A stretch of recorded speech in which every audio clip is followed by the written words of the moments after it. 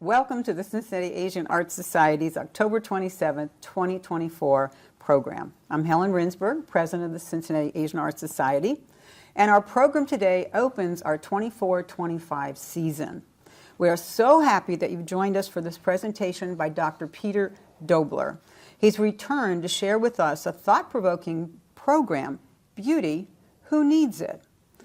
His talk will explore the idea of beauty from a comparative perspective, how it has been interpreted across time, how it is manifest in different cultures, and is relevant today with a focus on Asian arts and culture. Peter L. Doebler is the Kettering Curator of Asian Art at the Dayton Art Institute. He specializes in religious aesthetics with a particular focus on Japanese and Euro-American traditions. Undergirding his work that brings together the fields of religion, philosophy, and art is a concern with what it means to be human and how humans can flourish. Within a museum context, he investigates how objects give us insight into these broader questions. During his time at the DAI, he has curated exhibitions within the Asian collection and across the museum's collection as a whole, including Samurai, Ghost and Lovers, Yoshitoshi's complete 100 Aspects of the Moon, Pondering the Mystery of Late Life, Art for the Ages, Conservation at DAI, Netsuke and the Art of Little Wonders, one of my favorites, and Devoted, Visual Performances of Faith. Peter holds a PhD in Art and Religion. I'll start that again, honey. I just hit the one chord accidentally. Okay. Peter holds a PhD in Art and Religion from the Graduate Theological Union in Berkeley and is the author of the book Is the Sublime Sustainable? A Comparative Aesthetic Approach to the Sublime from Brill, 2023, as well as articles, encyclopedia entries, and reviews that span aesthetics, film, art, and religion. Now let's welcome Peter Doebler.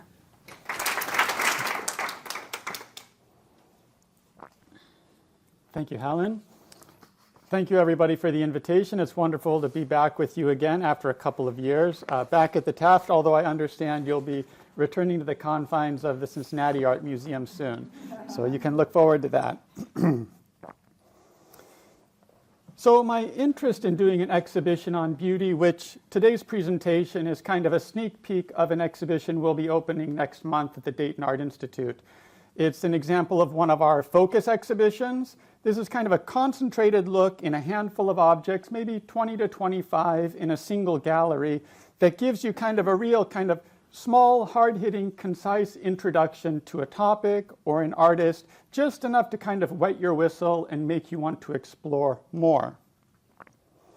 So my interest in approaching an exhibition on beauty builds on my background researching at the nexus of theology, religion, philosophical aesthetics, and art history, as it is a topic that appears in all of these fields.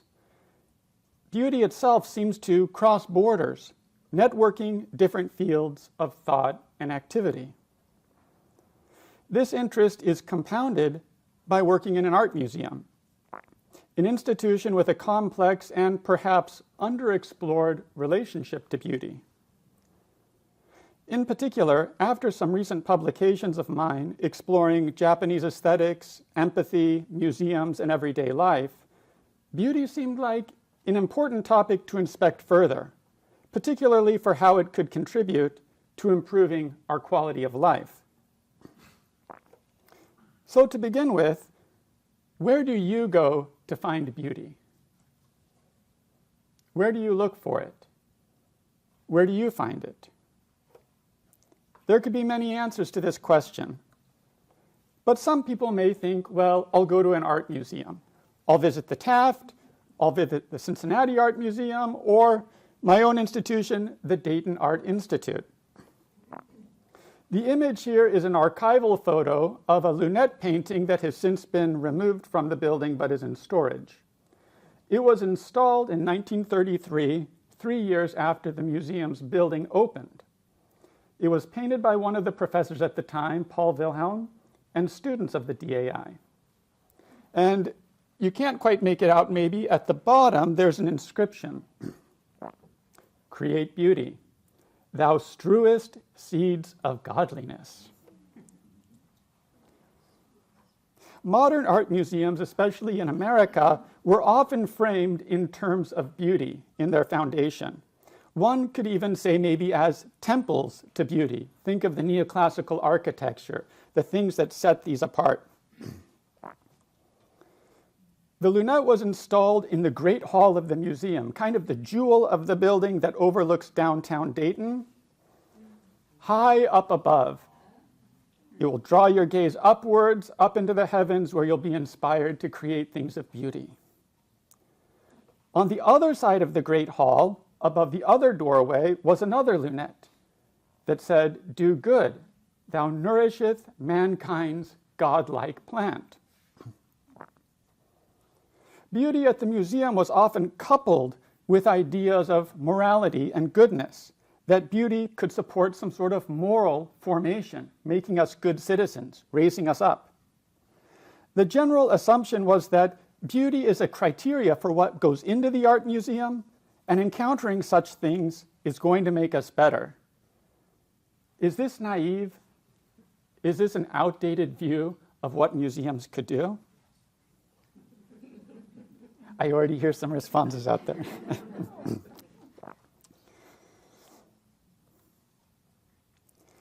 So the exhibition aims to explore beauty from several different angles and to hopefully bring us new perspectives. And as I dug into working on this exhibition, drawing objects from across the collection, different cultures and time periods, doing a lot of reading, researching, the results that I have to present with you are this, or at least this is how my mind was feeling. The sense of kind of confusion, disorientation, as I found the more you dig into beauty, reflect on it, think about it, consider what others have had to say about it, the more complex it becomes. Some people talk about this, some people talk about that. Some people find beauty here, some people find it there. Beauty in some ways seems like a paradox. On one hand, it feels obvious, something that we see every day. We use the word beautiful to describe something and go on without a second thought. But the more you try to describe it, circumscribe it, the more elusive it becomes. Yet this elusiveness is also part of beauty's fascination. The installation of this exhibition, then, is hopefully an invitation for you to come and meditate on beauty. So please join in the journey once we open it next month. The exhibition is broadly broken down into two groups, looking at the beauty of nature and looking at beauty in relation to humans, the human body, human decoration, and so on. But as we begin our discussion and exploration together today, where could we go for an initial definition of beauty, just to give us a starting point? I often find myself resorting to the philosophy of Ludwig Wittgenstein, who, in his usual, somewhat cryptic way, but also in a thought-provoking way, said this: "If I say A has beautiful eyes, someone may ask me, what do you find beautiful about his eyes? And perhaps I will reply, the almond shape, long eyelashes, delicate lids. What do these eyes have in common with a Gothic church that I find beautiful too? Should I say they make a similar impression on me? What if I were to say that in both cases, my hand feels tempted to draw them? That, at any rate, would be a narrow definition of the beautiful." And here, for sake of illustration, I've included this wonderful woodblock print by Saito Kiyoshi of Notre Dame Cathedral, in reference to his Wittgenstein's reference to Gothic church. Saito made a brief stay in Paris and a limited series of different prints of the city of Paris, and this is really, to me, one of the outstanding prints from that series, as the cathedral breaks up into different planes and abstract shapes. But Wittgenstein's intuition here is that the encounter with beauty somehow attracts you, draws you out of yourself, and it inspires you to somehow imitate it, to reproduce it, as if beauty is life-giving, life-generating. And then it inspires new forms, such as Saito's inspiration taken from the church at Notre Dame. So then, turning to look at a few examples of the ways that the beauty of nature has been perceived and then reproduced, we can obviously look at something like landscape paintings.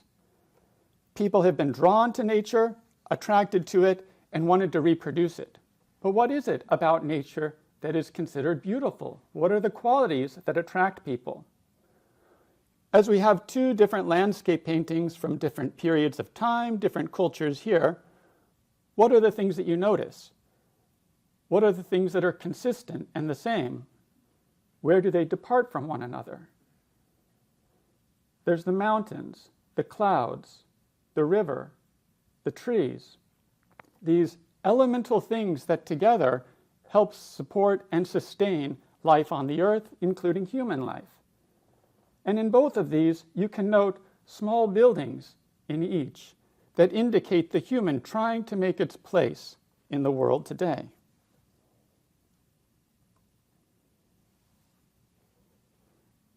Here's another example of a response to the beauty of nature, a la Wittgenstein, reproducing itself, creating new forms. This is a print from the series, Yoshitoshi's series 100 Aspects of the Moon, and depicted here is the kabuki actor Mizuki Tatsunosuke. The title of the print in the white box in the upper right is actually a poem written by Tatsunosuke, which says, "Cherry trees blossom by the Sumida River. Boats fade from view in the gathering dusk. At Sekiya, as I view the moon." So Tatsunosuke has had this experience of the beauty of nature with the full moon, the cherry blossoms at night, and it inspires him to create something else, to create new life. And hundreds of years later, this in turn inspired Yoshitoshi to then make a print depicting the scene of the composition of the moment at its inspiration.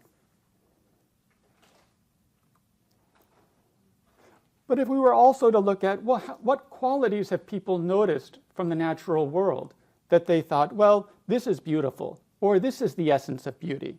Here again, we can find numerous various answers. One has been the idea of proportion, harmony, symmetry, that there's a certain way that when you look at something, it kind of fits together, it's just right, that Goldilocks moment that makes you go, oh, that's beautiful. This artwork included in the exhibition aims to exemplify some of this type of mathematical proportion that people have tried to divine in studying the natural world. What makes something beautiful? Although this hardly looks naturalistic or depicting nature, I won't tell you the secret to it, but there's a lot of numbers, there's a lot of things involved, and I'll invite you to come see the exhibition and try to decipher it and make out what is the secret equation this artist is working with that she's drawn from nature. But besides harmony, proportion, symmetry, equally important are ideas that beauty in the natural world is related to light, a sort of unified vision, color, that which is splendorous, that which is radiant. We can see that in the ways that certain natural materials are appreciated and considered valuable, such as this wonderful Mughal dynasty jade vase that's also inlaid with rubies, diamonds, and gold, so that the effect is absolutely radiant. And then even as humans have developed other sorts of materials and technologies, such as glass, something that's appreciated as trying to imitate that radiance of nature in ways that are iridescent, such as this Tiffany vase. At the same time, on both of these, we can also see the way that patterns and shapes from nature have inspired people over time, wanting to reproduce things as simple as flowers in new ways. Again, this kind of life-giving aspect of beauty that wants to generate itself in endless forms. Likewise, we can see in this wonderful, very small 3-inch jar from Vietnam, this kind of appreciation again for the rare and unusual in nature, the color that draws you in. This case being the appreciated cobalt blue painted underneath on ceramic, which became so popular across the world during the 1600s. And in this case, it also speaks to the economics of beauty. As things that become appreciated and valued start to grow in popularity, they become more in high demand, and then you get industries trying to export things. At the moment of Vietnam producing these things, it came about then after the annexation of Vietnam by China. The technology of blue and white wares was imported into Vietnam, and then during the Ming Dynasty, when exports of ceramics from China were limited, Vietnam was able to step in and start to produce these and ship them around Southeast Asia. And this is testified to the fact that the DAI's jar depicted here was actually excavated on the island of Luzon in the Philippines. And a couple other examples of then the way that not only is nature reproduced by people, the things they find attractive in nature, but then this is produced in ever more abstract and unusual designs. Here we see in this basket by the Tule River people from California, the intricate diamond pattern inspired by the skin of a rattlesnake. Or in this flower cloth made by Chu Cha, a Hmong American immigrant to Wisconsin in the 1970s, with the wonderful shape depicting the footprint of an elephant. So already in just this handful of examples, we've seen the way that nature has inspired people at different times, that they find things that seem radically different views of beauty. We could take, for example, here also this Meissen figure, a sort of very sanitized Arcadian scene of a shepherd and shepherdess out in the field, the sheep kind of prancing in between the two of them, but there's no dirt, there's no mud. The grass is very clean. It seems very, very ideal. How would you compare that to something like this Shinoware? Although very recently produced by Suzuki Osamu, a living national treasure in Japan, this continues the long line of ceramics for the tea ceremony based on the wabi tea ceremony developed by Senno Rikyu, that looks to nature for a very different kind of beauty, finding beauty in something that's imperfect, insufficient, aged, worn, as if to look at nature that not only what is perfect, what's colorful, what's glimmering in nature is beautiful, but you also have to see what else is in nature. Maybe something that's decaying, something that's dying, that's broken. The true beauty is seen in taking the two of those things together. And this can show us how often beauty, as contextually constructed, is often based on very different presuppositions or even medical views of people towards the world that they live in. We can see something like this in this comment by Yanagi Soetsu, the great craft advocate in Japan. He commented, "Since the nature inherent in all things is prior to beauty and ugliness, if instead of striving for more beauty, everything stays within its original nature, there is no reason why anything should fall into ugliness. The nature of things is such that everything, however clumsy, is beautiful just as it is, even in its clumsiness. And yet, having inflated opinions of themselves, most people endeavor by their own means to work their influence on things." So Yanagi in this comment was rooting his aesthetic system on ideas he drew from Buddhism, this idea that things should be appreciated in their suchness, the idea to separate the ego, that beauty and ugliness are a binary that you need to be able to go beyond in order to see a beauty that goes beyond that. So we've looked at a handful of examples of the way that the natural world has been considered beautiful to people. And we can equally see various ways the human body has been seen as beautiful. What do you notice about these three examples here? Does anything stand out to you? demonstrates power that the other two do not seem to. How so? It's a powerful pose that's threatening. Power is equated to threatening, at least in my mind. Other thoughts? Yes. One on the right smooth. The one on the right smooth? But the one in the center could be a power figure from Africa. Mm-hmm. It just depends on which culture it came from. I think they're all powerful in their own way. They all seem posed. Well, yeah. Posed, so very, very rigid and kind of taking on a certain. On the right, there was a famous dance choreographer that said that the dynamic quality in dance is when you take it to the point where it appears that the person will fall. And that's very dynamic because that little tippy toe isn't going to last too long. Well, it's interesting you say that, and these are wonderful observations. And of course, once we've gone through the presentation, hopefully we can kind of continue our reflections and dialogue together. But I'll jump quickly forward because you pointed out to that. It's then not surprising that the title of this work is The Spear Dance, depicting the body in movement and dance. And this was by early 20th century American sculptor Brenda Putnam. But we can see somebody noted also the smoothness of the limbs as if oiled. And she's working very much in that long European tradition, even going back to the Greco-Roman ideals of the canon of Praxiteles, that again we get to this idea of proportions and harmony. Can you divine certain ratios of the human body that when they're viewed, that's considered beautiful?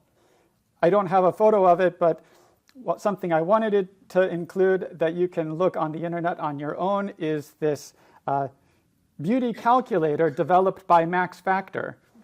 So back in the early days, and it almost looks like a torture contraption because it has all of these metal nodes that would go around to measure the human face, kind of combining ideas of phrenology and other things to then show that this is the ideal proportion of the nose to the forehead, the eyes, the space in between them.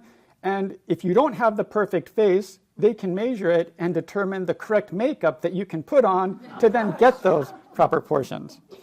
Yeah, right. Yeah. But to take one step back, we've noticed, again, looking at these three figures, you can see already different types of proportions, different shapes of the figure. This example of a Tang Dynasty court lady reflecting the ideal beauty of the period, that a full, rounded figure was the ideal. Large, chubby cheeks. This wonderful, large hairdo was the fashion, and these big hanging robes. But then we compare that to a figure here also from the Lulua people in the Democratic Republic of the Congo, this maternity figure whose proportions are very different. The stout thighs, the extended navel, the scarification on the body, the high forehead. This, within their context, is an ideal of beauty. And we've looked at the dancing spear figure already.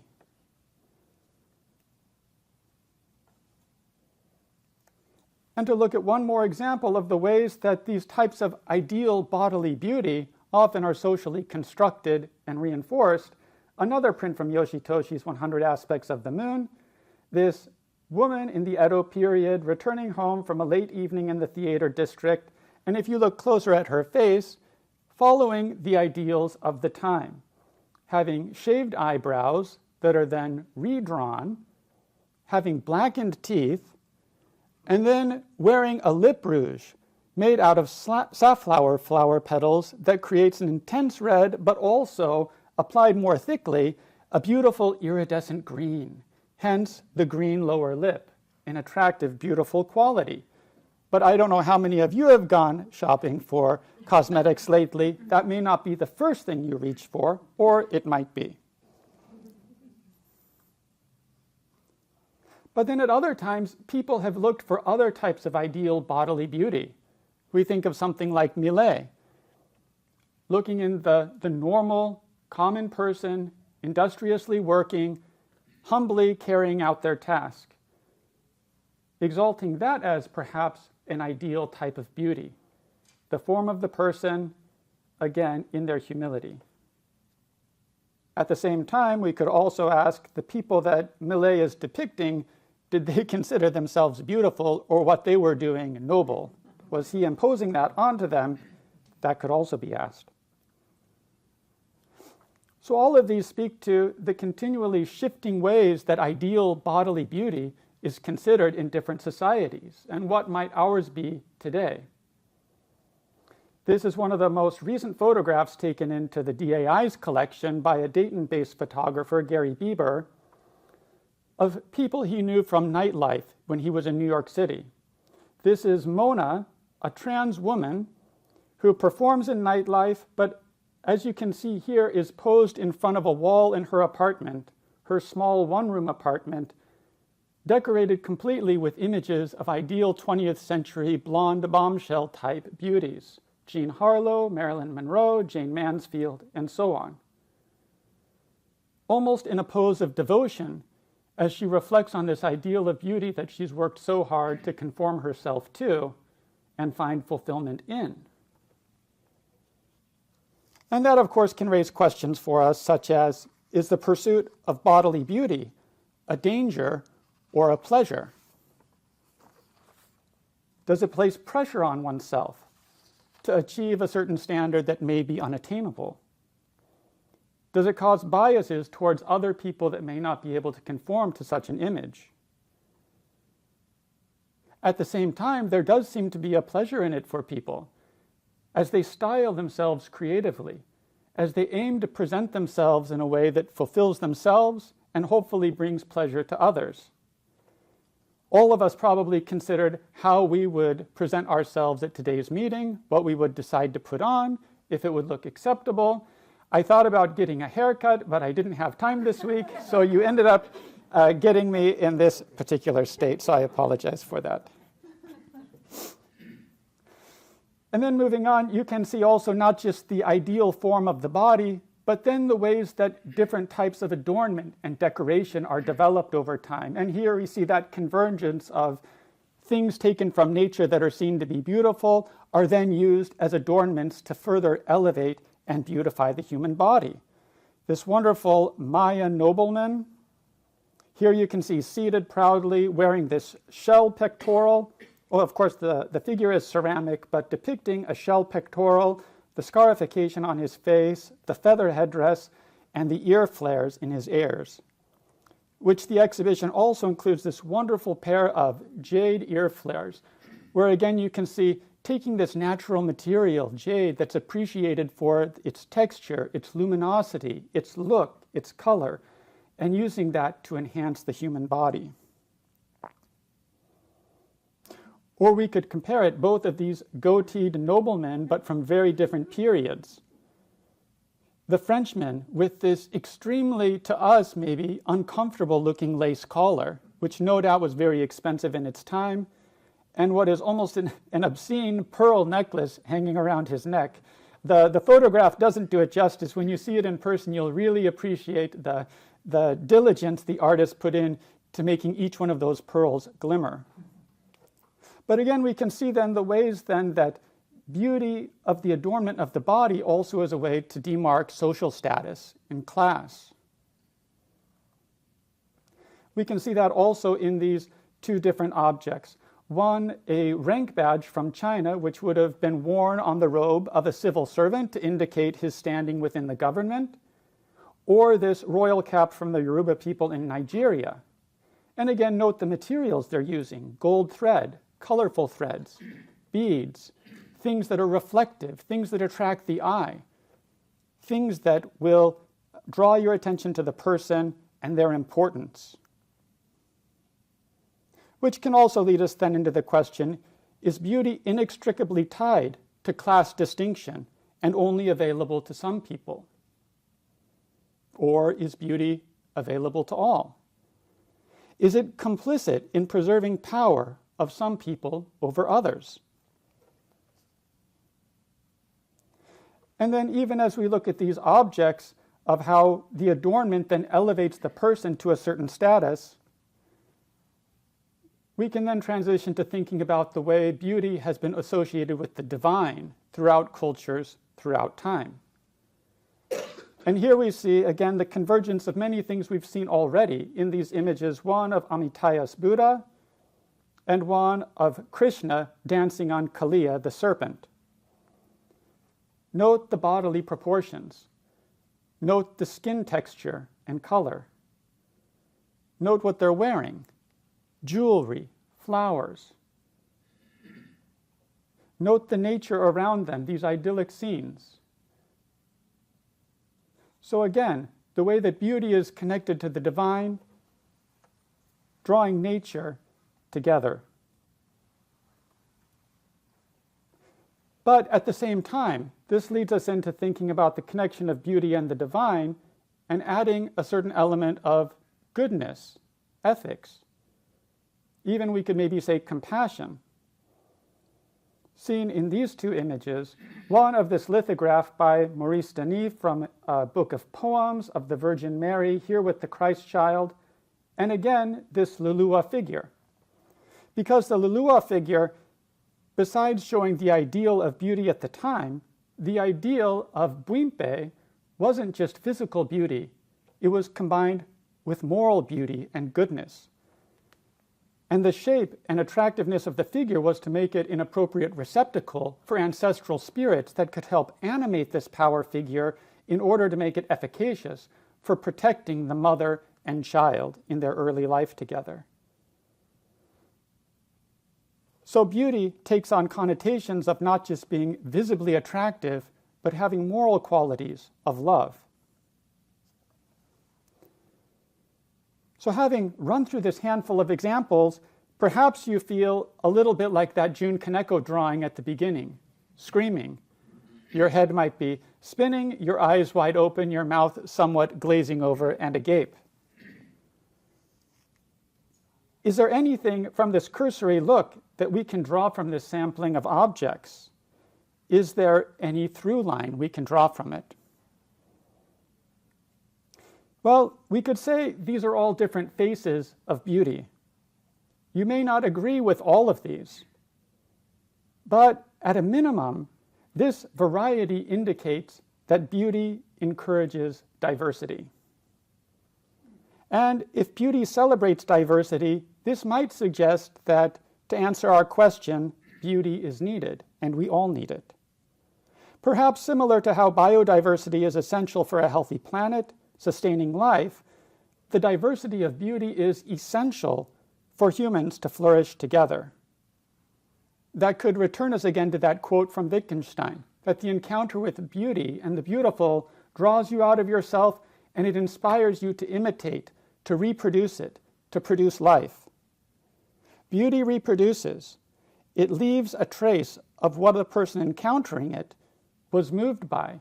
And every time we encounter a beautiful object, we're invited to understand that and to connect with that person.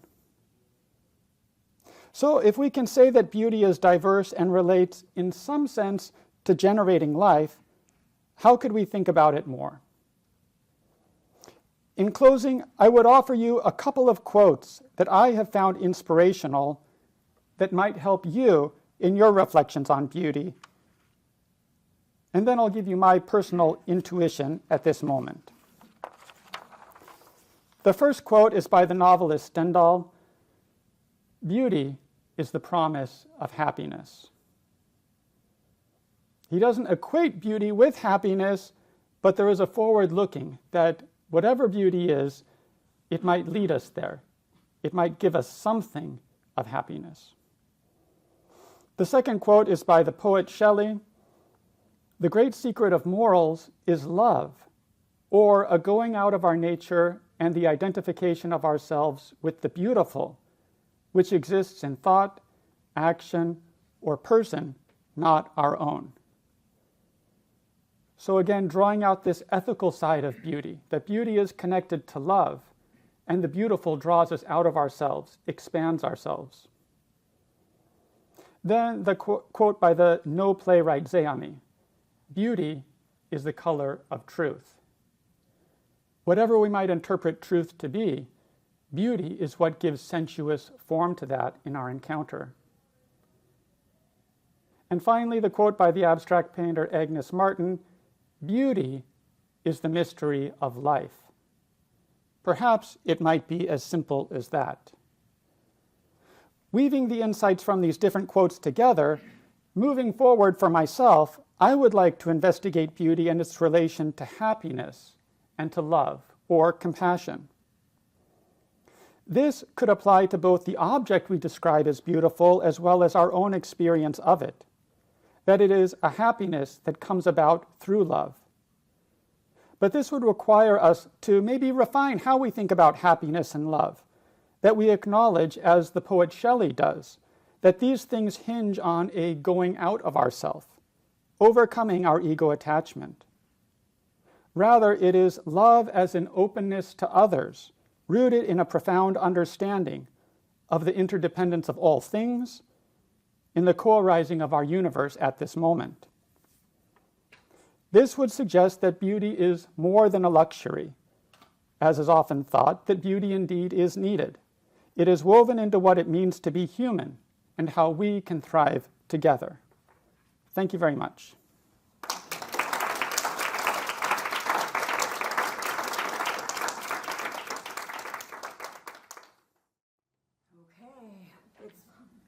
it's question and answer time. Okay, so the question is, this particular object, was it found intact or did it have to be restored? And it was found intact. Do they think it was buried to protect it? To my knowledge, it doesn't show any signs of conservation. It appears to be completely whole, and it was acquired with a handful of about 6 or 7 other Southeast Asian ceramics, all from the same gallery in Manila, that the object files for the provenance list that it was excavated in Luzon. So at that point, it is kind of fuzzy, and I can't then speak to the question of how it was preserved. So. Okay, so the question is, do you think beauty is sometimes buried in order to protect it? I think so, yeah. I think it all is context specific on why that might be, but the first thing that came to mind is you think of different iconoclastic controversies in different time periods, and that then when people are, say, defacing images, that you would aim to hide and protect whatever that is. It's an object that's valuable to you that you don't want to see destroyed. So the comment was that the French hid a lot from the Nazis before the French invaded Paris. Also, the National Asian... The Nazis, sorry. The French were... Yes, okay. Jet lag, sorry. Could I say something? Go right ahead. It's kind of interesting comparing those things of, say, ISIS versus the Nazis on one hand, trying to hide certain artworks because you don't want the other person to get them because they want them and they admire that beauty, whereas in the other hand, people that are actively trying to destroy something because they find that beauty offensive or maybe, yeah. Right, yeah. Right. ISIS in particular, I mean, I will always cry for Bamiyan. Yeah, exactly. You know, that was that. And the National Asian Art Museum in Washington, D.C., part of the Smithsonian, had a fantastic exhibit maybe 15 years ago of Buddhist statues from the 6th century that had been deliberately buried, very carefully buried. And when you consider the warring states periods that swept across China so often, one has to wonder if they were trying to save their beauty and their spiritual. Because oftentimes beauty and spirituality are mixed together. Okay, next question. Who decides? Okay, that started out with the beauty is in the eye of the beholder, and are our eyes culturally sensitized by the way we live and when we live and what is beautiful, and your thoughts on that? Well, I think the comment, beauty is in the eye of the beholder, is, I think, a loose paraphrase of a comment David Hume makes in his treatise on taste. And then Hume would probably argue that how we decide what is beautiful is that certain people have that connoisseurship to develop the appropriate taste that then they, through a consensus that is developed, is then passed on. which I think is very problematic and questionable. that how much of it is certainly shaped by the culture around us, and then you start to get into those questions even of nature and nurture, and you consider, well, how much of my own appreciation of the things that I find beautiful are my own decisions and choices, or how much of them have already been determined for me. But that, I think, also, if I can put in a word for the art museum here, is one way we can make a case for the importance of arts organizations, especially the encyclopedic type, that whatever their problems in their collecting practices and the fact that often art museums are kind of a legacy of the European colonial project, nevertheless, they have gathered a lot of things that we can, with a good amount of certainty, say that these different cultures valued for various reasons, whether it was buried in tombs, whether it was protected in the court, or so on, that then we gather those things together, and it's an opportunity for us to kind of challenge our taste and hopefully learn to see in new ways. And hopefully it's always done with a spirit of exploration and inquiry rather than setting forward this very linear development of art history that comes up through the Renaissance and that certain people have gotten it right, and now we've reached the end of art according to Hegel, and we come into the kind of this postmodern period and so on, as you want to talk about all that. So that hopefully our encounters with, if it's true that kind of beauty begets beauty and it's life-giving, hopefully our encounters with beauty will continue to be expanding and taking on new forms. So that's where I would advocate for testing ourselves and getting out of the beauty bubbles we may find ourselves in, which then you have commentators today speaking about ideas of bodily beauty that through the internet, through social media, really kind of developing this global standard for ideal beauty that is then becoming something that people are feeling a lot of pressure to conform to. This is a standard. I think it was Heather Widdows was the book, Beautiful Me, that it was really a recent publication that's an insightful look at this, thinking merely about bodily beauty, but the challenges for how these are constructed by society and how we can break free. Do you have other thoughts on that? As the leader of the Asian Art Society, with everyone's help, that you are challenging yourself to look at other ways of finding beauty and finding that. And I'm sorry, I'm glad I haven't heard about this universal beauty thing, because truthfully, I just love traveling and seeing the beautiful faces in so many different complexions and so many different bodily structures on that. So, and I saw a question over here. Yeah, sure. With artist friends who worry about copywriting and AI stealing, that always is there for me. But the question is, what about AI-generated art? When it comes out at the end, something by computer, can that be beautiful? Well, I suppose the first thing what I would say is, I don't see why AI art couldn't be beautiful.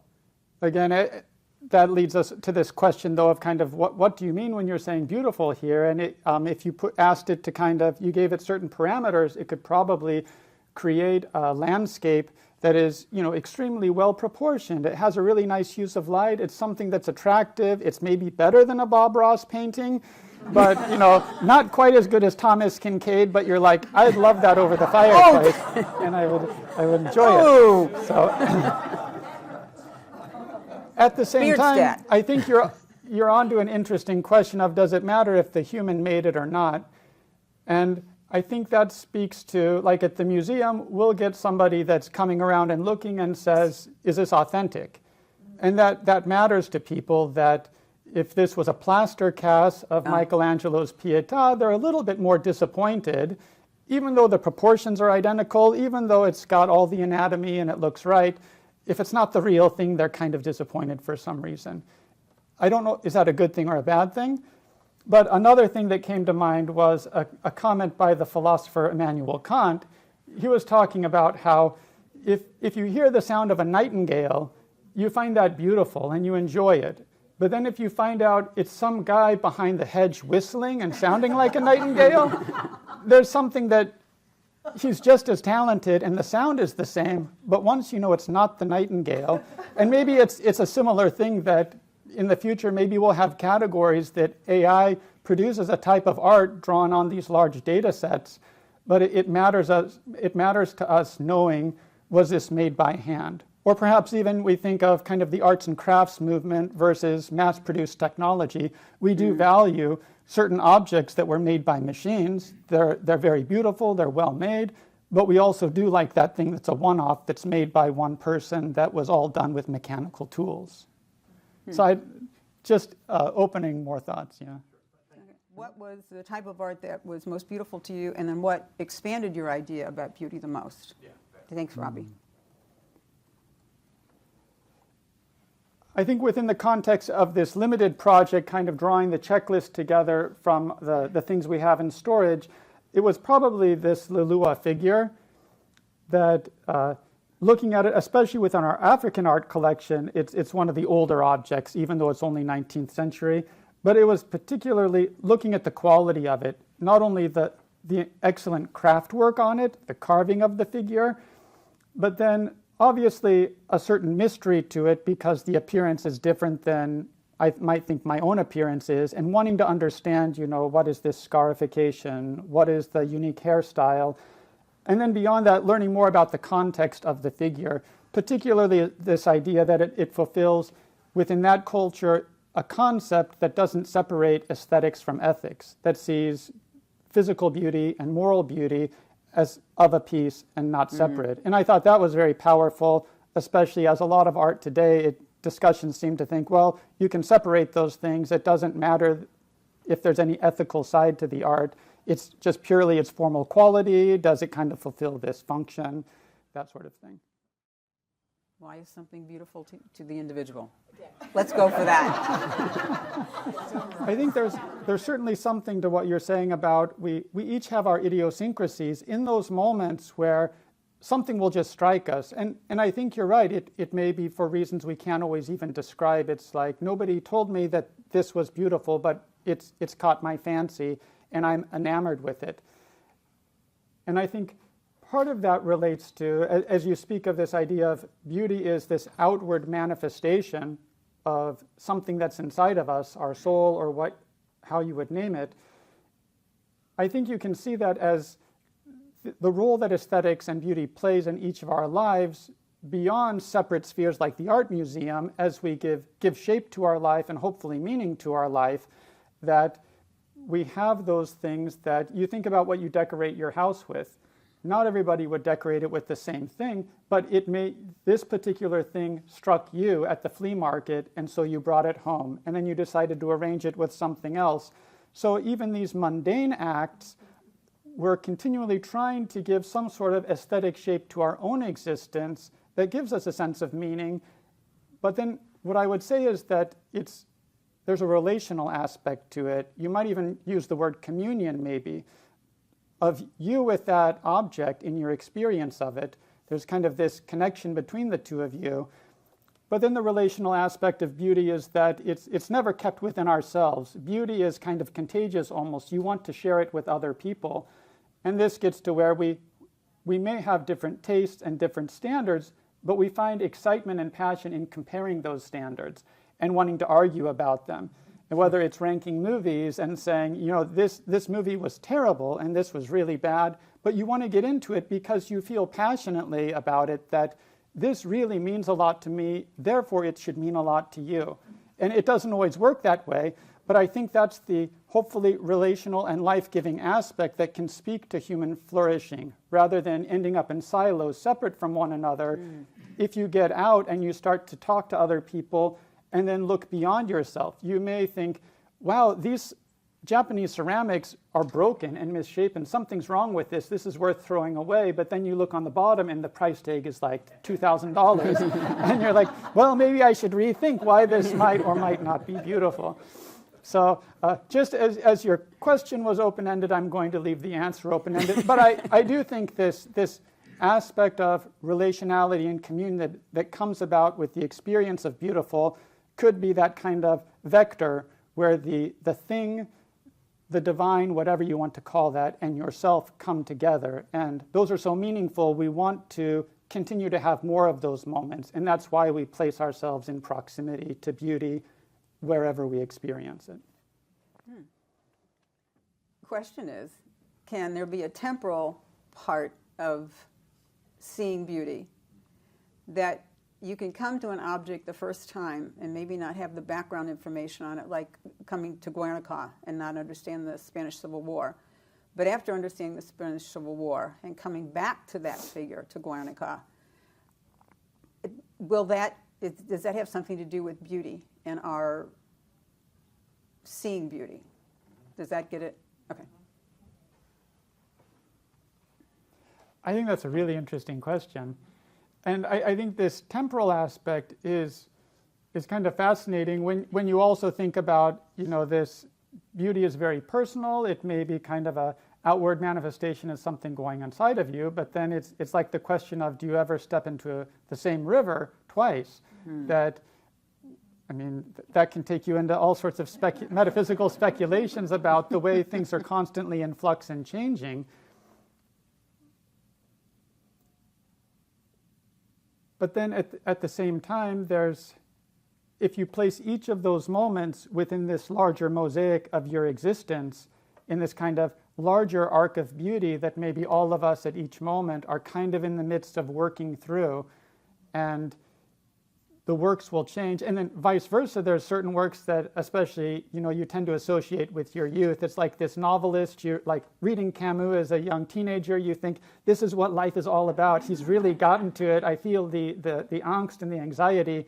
And then later you'll come back to it and, it still has something there, but you've changed also. Has the artwork changed?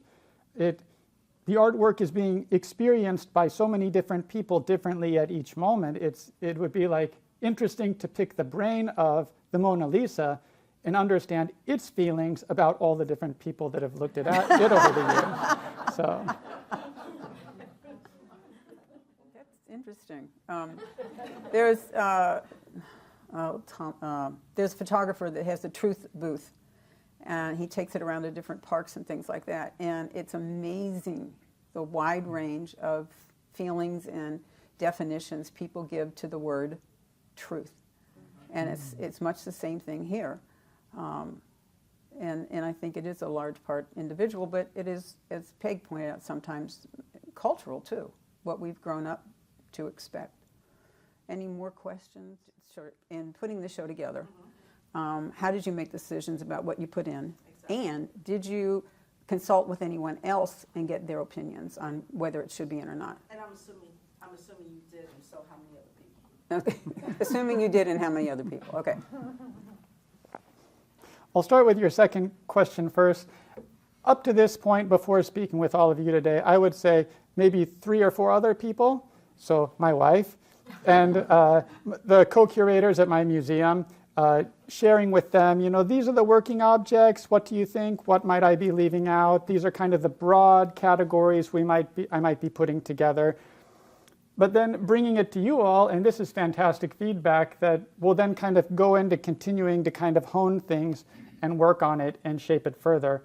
But then those people are, in addition to maybe the 30 or 40 other people I had conversations with via what they have written or talked about and such in separate research.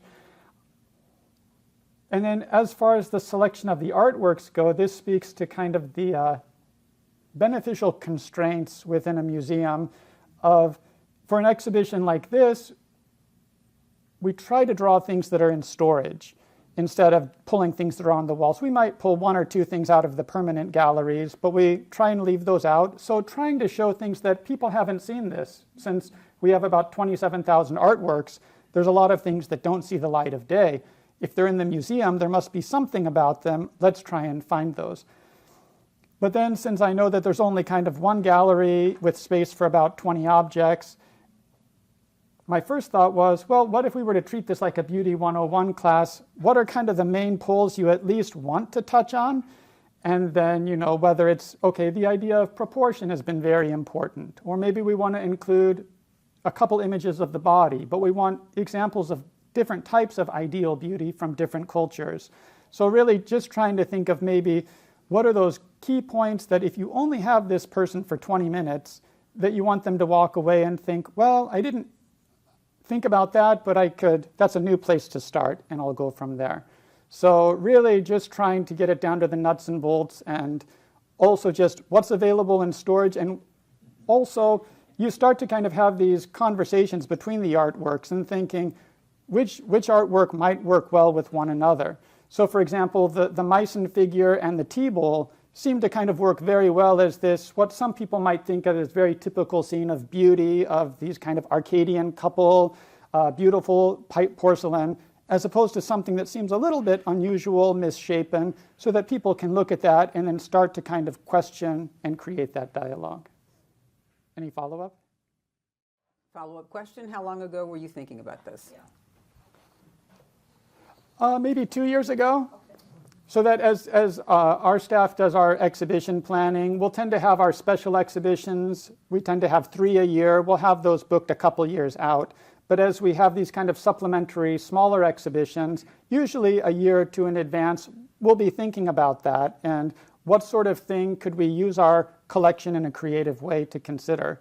And so this has been something on my mind that, again, you think art museums, people tend to automatically think, oh, beauty, I'm going to go look at something beautiful at the art museum. They walk through and then go on their way. But it seems like this is something that we take for granted. Do we need to think a little bit more about this? And then once we do, all of a sudden we find we've gone through the looking glass and we're starting to ask questions about time and space, and then you really need to get to the museum store and take a break.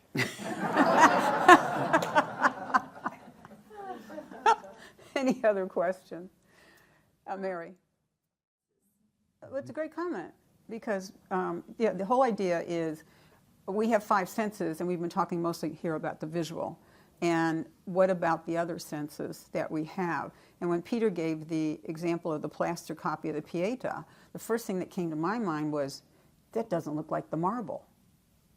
And marble is the most astonishing surface that you just want to touch, and it's visual and tactile at the same time. And there are many other things like that. And then there was something, the Nightingale, I thought, maybe we ought to have a musician here one time, to talk about, well, Asian music is really different from Western music.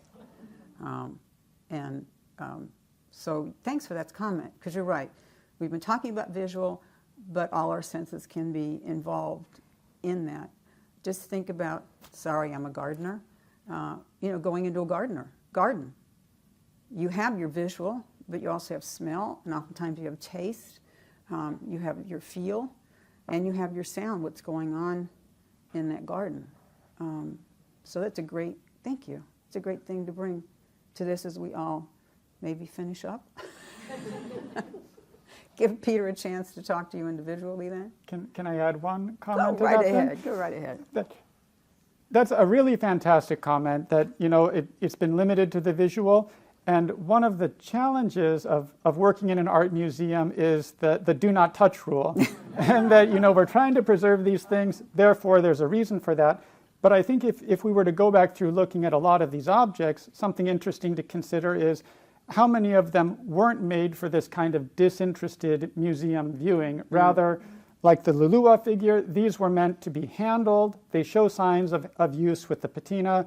They were meant to be treasured. They were meant to be venerated in many cases. Or you think of like the tea bowl, something, and this is where the power of imagination, when you visit a museum, if you were to think, holding that in your hands, the texture is very different. Or thinking if it was to have, matcha in the middle, the smell of that, swirling it around, which speaks to, we can only say so much about the visual while keeping in mind that important point of all the senses and even the things that go beyond the senses. Again, thinking of the beauty of love, those other types of things, beauty of character. Yeah. So to wrap this up, thank you, Peter, very much. Thank you.